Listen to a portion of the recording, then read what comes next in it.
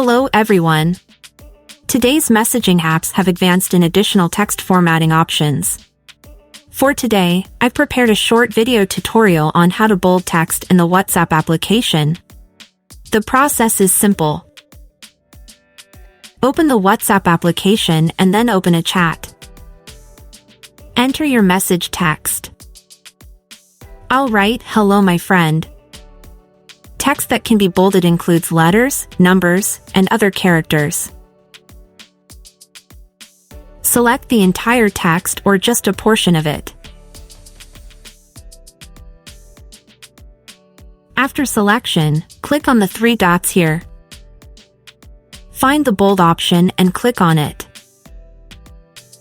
Here's the bolded text just as we wanted.